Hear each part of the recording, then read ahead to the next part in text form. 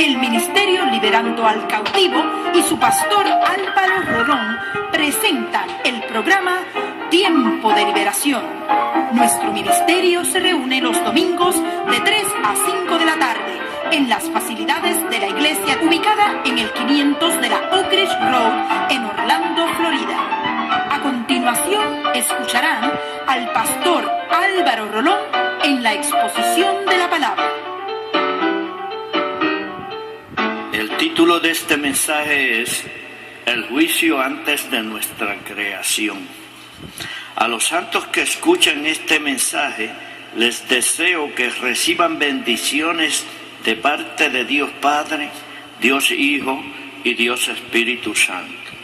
Con este estudio deseo aclarar algunas dudas y continuar compartiendo lo que entiendo que he recibido de parte del Señor. Lo expresado a través de este estudio no aparece en una forma explícita en la Biblia, sino que surge de escrituras indirectas dirigidas por la iluminación del Espíritu Santo de Dios. Amén. El primer versículo del primer capítulo de la Biblia nos dice: en el principio creó Dios los cielos y la tierra. ¿De qué principio se está hablando aquí? Dios siempre ha existido. Él no tuvo principio ni tendrá final. A nosotros los seres humanos se nos hace difícil poder comprender esto por nuestra naturaleza finita. Dios existía desde antes del principio. ¿Qué nos dice la palabra sobre el nombre de Dios? El doctor Scofield, autor de la Biblia comentada Scofield, comenta: el nombre Elohim, que en castellano se traduce Dios, es el primero de los 3 nombres primarios de la deidad. En su estructura es un nombre que encierra pluralidad en la unidad y está formado de El, que significa poder, o el que es poderoso, y Alá, que significa jurar. La unidad y pluralidad que este nombre involucra se afirma directamente en Génesis 1:26a, que lee como sigue: entonces dijo Dios, hagamos al hombre a nuestra imagen, conforme a nuestra semejanza. El versículo anterior indica la pluralidad de la deidad. El próximo versículo, Génesis capítulo 1, versículo 27, involucra unidad. Y creó Dios al hombre a su imagen, a imagen de Dios lo creó, varón y hembra los creó.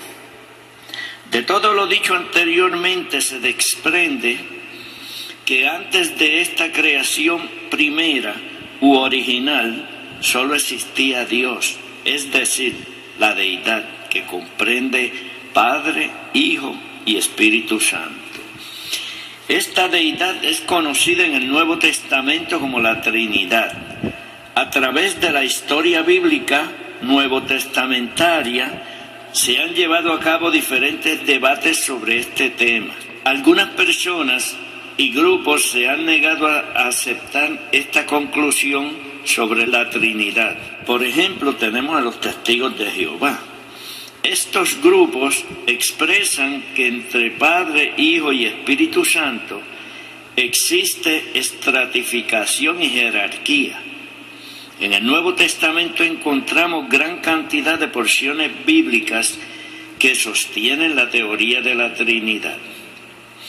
Luego, el versículo de Génesis, capítulo 1, versículo 2, nos dice: y la tierra estaba desordenada y vacía, y las tinieblas estaban sobre la faz del abismo, y el Espíritu de Dios se movía sobre la faz de las aguas. En este segundo versículo hallamos algo curioso. Nos surge la pregunta: ¿creó Dios la tierra desordenada y vacía desde un principio? Sobre este particular existen diferentes teorías de algunos teólogos. Una de estas teorías expresa que un caos fue la primera materia creada por Dios, donde el agua y la tierra estaban mezcladas, etc.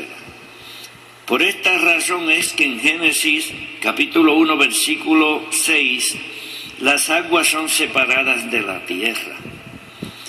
Esta teoría nos dice que el Creador pudo haber hecho su obra ya perfecta al principio, pero con este proceso gradual quiso mostrar el método ordinario de su providencia y de su gracia. Yo no estoy de acuerdo con esta teoría porque ¿a quién le iba a mostrar Dios este método de creación? Cuando se traduce de un idioma a otro, puede ocurrir que alguna palabra que usemos no exprese el verdadero significado o mensaje de la palabra traducida. El reverendo Scofield señala que ni en Génesis 1:3 ni en los versículos 14 al 18 se implica un acto de creación original. El término que aquí se emplea es diferente. Su significado es hacer aparecer o hacer visible. El sol y la luna fueron creados en el principio. Por supuesto, la luz vino del sol, pero el vapor la difundió. Después, el sol apareció en un cielo sin nubes. Otra de las teorías más conocidas y aceptable por su base bíblica es la que dice que entre el versículo de Génesis 1:1 al 1:2 existió un remoto pasado, el cual es una incógnita, algo desconocido. En la Biblia encontramos varias escrituras que arrojan un poco de luz sobre este espacio de Génesis 1:1 a 1:2. Estas escrituras indican que durante ese espacio de tiempo, la tierra sufrió un cambio catastrófico debido a un juicio divino. Ese juicio divino se entiende que se debió a la rebelión de Lucifer y de algunos ángeles que le siguieron en su desobediencia. Por esta razón es que en Génesis 1:2 encontramos una tierra desordenada y vacía. Ezequiel capítulo 28 y los versículos del 12 al 15 nos narra lo siguiente: Hijo de hombre, levanta endechas sobre el rey de Tiro y dile: así ha dicho Jehová el Señor, tú eras el sello de la perfección, lleno de sabiduría y acabado de hermosura. En Edén, en el huerto de Dios estuviste. De toda piedra preciosa era tu vestidura, de cornerina, de topacio, jaspe, crisólito, berilo y ónice, de zafiro, carbunclo, esmeralda y oro. Los primores de tus tamboriles y flautas estuvieron preparados para ti en el día de tu creación. Tú, querubín grande, protector, yo te puse en el santo monte de Dios, allí estuviste, en medio de las piedras de fuego te paseabas. Perfecto eras en todos tus caminos, desde el día que fuiste creado hasta que se halló en ti maldad. Aunque esta cita bíblica está directamente dirigida al rey de Tiro, en su significado nos deja ver que indirectamente se está refiriendo a Satanás. Más que la descripción de la conducta del rey de Tiro, describe indudablemente a Satanás y su caída. Luego continúa Isaías en el capítulo 14 y versículos del 12 al 14 diciéndonos: ¿Cómo caíste del cielo, oh lucero, hijo de la mañana? Cortado fuiste por tierra, tú que debilitabas a las naciones, tú que decías en tu corazón: subiré al cielo, en lo alto, junto a las estrellas de Dios levantaré mi trono, y en el monte del testimonio me sentaré. A los lados del norte, sobre las alturas de las nubes subiré y seré semejante al Altísimo. Este pasaje describe con lujo de detalles el orgullo, la soberbia que llevó al ángel Luzbella a caer de su posición privilegiada. Toda esta rebelión provocó la ira de Jehová y como consecuencia el juicio divino. Por esta razón es que encontramos una tierra desordenada y vacía en Génesis capítulo 1 versículo 2. Sobre esta condición de la tierra, San Judas Apóstol en el versículo 6 de su epístola habla sobre la rebelión de los ángeles que siguieron a Lucifer y el castigo que les espera. Y dice: y a los ángeles que no guardaron su dignidad, sino que abandonaron su propia morada, los ha guardado bajo oscuridad en prisiones eternas para el juicio del gran día. San Pedro dice en su segunda epístola, el capítulo 2 y el versículo 3, porque si Dios no perdonó a los ángeles que pecaron, sino que arrojándolos al infierno los entregó a prisiones de oscuridad para ser reservados al juicio. Jeremías en su capítulo 4 y el versículo del 23 al 26 explica sobre este particular. Miré a la tierra y he aquí que estaba asolada y vacía, y a los cielos y no había en ellos luz. Miré a los montes y he aquí que temblaban, y todos los collados fueron destruidos. Miré y no había hombre, y todas las aves del cielo se habían ido. Miré y he aquí el campo fértil era un desierto, y todas sus ciudades eran asoladas delante de Jehová, delante del ardor de su ira. Aquí Jeremías profetiza a Israel su castigo de parte de Dios, usando a Nabucodonosor, aludiendo o comparándolo con lo revelado en Génesis 1:2. Podemos encontrar que fue a más de un profeta que le fue revelado el mismo o la incógnita de lo ocurrido en el espacio entre Génesis 1:1 y 1:2. A Isaías, a Jeremías, Ezequiel, Daniel, Zacarías y otros recibieron esta revelación de parte de Jehová. Isaías capítulo 24 versículo 1 nos dice: he aquí que Jehová vacía la tierra y la desnuda, y trastorna su faz, y hace esparcir a sus moradores. El versículo anterior nos dice que Jehová vacía, desnuda y trastorna la tierra, refiriéndose al acto catastrófico del juicio divino.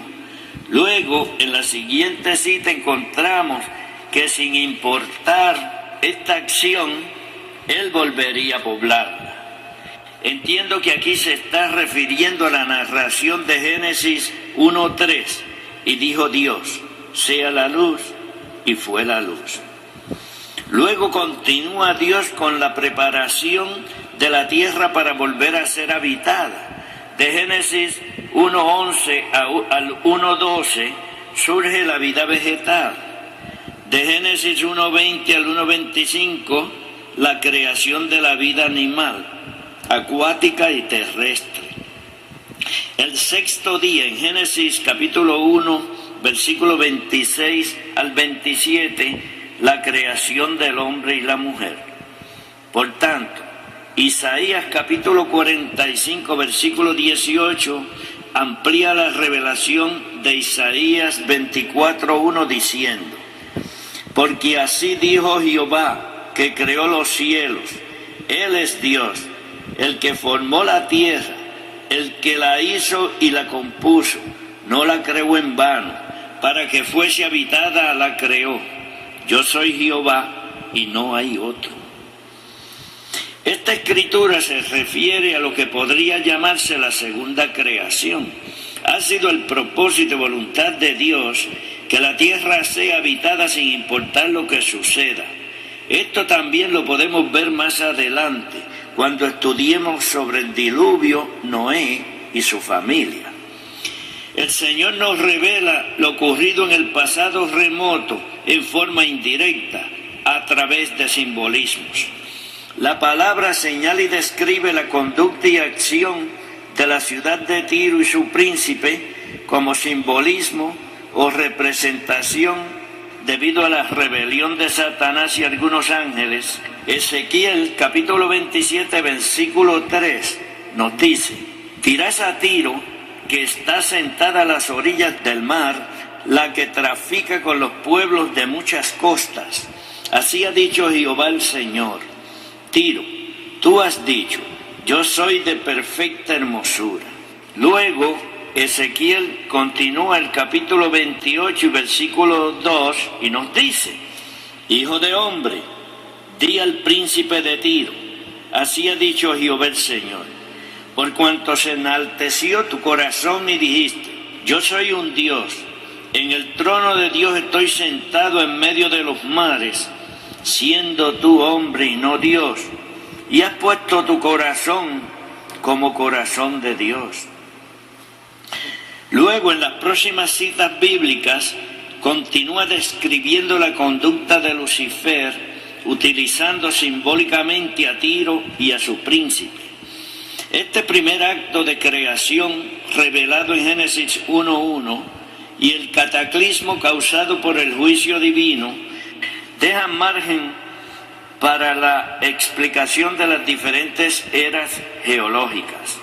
Más adelante comentaré algunas porciones bíblicas que nos revelan en una forma indirecta, implícita, sobre la rebelión de Satanás y de algunos ángeles y el cataclismo ocurrido como consecuencia del juicio divino. Es imposible negar lo que encontramos aún hoy en el globo terráqueo. Por toda la faz de la tierra hay evidencias de este cataclismo. Creo que a nuestros jóvenes cristianos se les debe liberar de confusiones o malos entendidos. Hay que explicar de alguna manera la presencia de estos diferentes tipos de fósiles que incluyen petrificaciones, huellas, etc. Por esta razón es que la teoría sobre la destrucción por un cataclismo en un remoto pasado es esencial en el estudio de la geología. Continuando con la historia de Satanás, debemos saber que aunque Jesucristo le venció en la cruz del Calvario, Él continúa realizando su labor destructora. Es preciso entender que Satanás fue vencido y no tiene poder para con los que hemos aceptado a Jesucristo como nuestro único y exclusivo Salvador y nos mantenemos en comunión con Él. Satanás siempre tratará de trastornarnos. Por eso es que la palabra nos advierte tanto sobre estar preparados espiritualmente para resistir las tentaciones de Satanás, y él huirá. Mientras estemos en este mundo, existe la posibilidad de caer en tentación si no estamos espiritualmente fortalecidos. Satanás no respeta a nadie. Recuerden que se atrevió a tentar a nuestro Señor Jesucristo. Su tentación se basó en la palabra de Dios, en el Salmo 91. Satanás sigue utilizando la misma estrategia, o sea, citando la palabra de Dios. Hermanos, por eso es que no es fácil cuidarse de las tentaciones y de los engaños.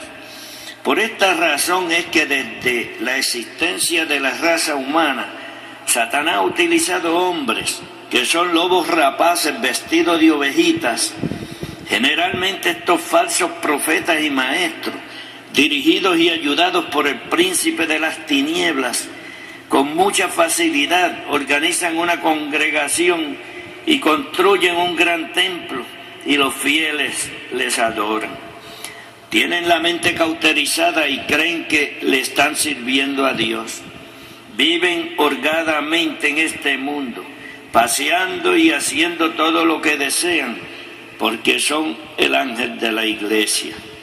Los miembros de la congregación, por vagancia e irresponsabilidad, solo conocen de la Biblia, lo que este angelito les explica. Por tanto, cuando vayan a la presencia del Señor, el Señor les dirá: apartaos de mí, obradores de maldad, que nunca los conocí. Desde que Satanás fue expulsado del cielo, ha estado tratando de que el hombre se pierda y termine con él en el infierno. Él engañó a Adán y a Eva en el Edén, mintiendo sobre lo expuesto por Dios. Luego del hombre caer, inmediatamente Jehová Dios, por su infinita misericordia, les promete un Salvador, a nuestro Señor Jesucristo. Cuando María es embarazada por el poder del Espíritu Santo, Satanás trata de evitar que el niño nazca. José y María tienen que huir a Egipto cuando el niño nace, porque Satanás, a través del rey Herodes, quiere matarlo. Luego, cuando el Señor comienza su ministerio y es llevado por el Espíritu al desierto para ser tentado por el diablo, después de haber ayunado 40 días y 40 noches, tuvo hambre y llegó el tentador y comenzó a hacerle ofertas utilizando la palabra de Dios. Le ofrecía todo lo que él había ganado por la desobediencia de Adán y Eva en el principio. Todo se lo daría a Jesús si postrado le adoraba. Entonces Jesús le dijo: vete, Satanás, porque escrito está: al Señor tu Dios adorarás y a Él solo servirás. El diablo se alejó por un tiempo, y he aquí vinieron ángeles y le servían. Luego, durante todo el ministerio de nuestro Señor Jesucristo, Satanás trató de diferentes formas que fuese asesinado, pero no tuvo éxito. Cuando se acerca el tiempo de la crucifixión, Satanás entra en Pedro y le dice al Señor: Señor, ten compasión de ti, en ninguna manera esto te acontezca. Pero Jesús, volviéndose, dijo a Pedro: quítate delante de mí, Satanás, me eres tropiezo. Jesús, que sabe todas las cosas, inmediatamente supo que Satanás estaba usando a Pedro.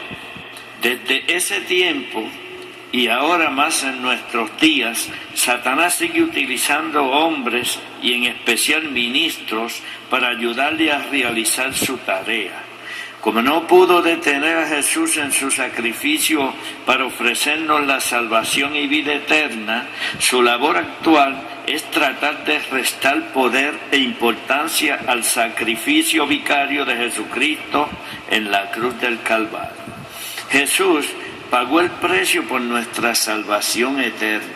Nosotros solo tenemos que aceptarle y recibimos la salvación eterna. Satanás usa todo lo que tiene a su alcance para hacernos creer que hay que realizar obras para recibir esa salvación, que debido a ciertas cosas podemos perder la salvación eterna, etc. Este es el punto más fuerte de la política satánica de nuestros días. Hermanos, son grandes cantidades de porciones bíblicas que te explican, te demuestran, te prueban que una vez que tú recibes la salvación eterna, no la perderás. Si luego de haber recibido la salvación eterna pecas deliberadamente, pagarás las consecuencias del pecado aquí en este mundo, y cuando vayas al juicio del Señor, perderás tus galardones y serás avergonzado en la presencia del Señor. Bueno, hermanos, muchos serán los estudios sobre este tema. Ahora les dejo en la presencia de nuestro Señor Jesucristo. Amén. De esta manera llegamos al final de este mensaje. Esperamos que haya sido de bendición a todos los oyentes.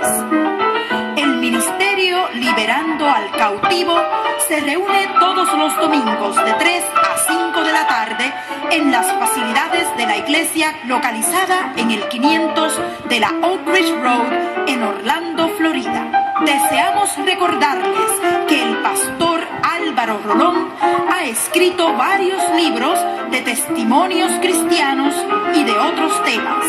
El libro letras consonantes y asonantes, que es un manual de trabajo útil para escritores de poesías, canciones, refranes y todo género que requiera rima. Contiene listados de palabras organizadas en agudas, llanas y esdrújulas, en orden alfabético y por terminaciones o rimas. En cada terminación o rima se ha dejado espacio en blanco para que agregues tus propias terminaciones o rimas.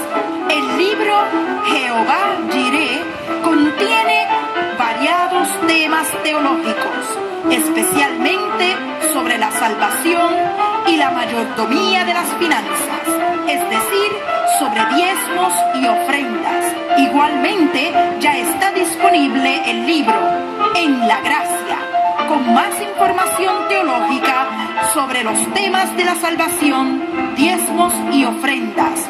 Los libros Poemas Selectos y Prosa, volúmenes 1 y 2, son un manjar para nuestras almas.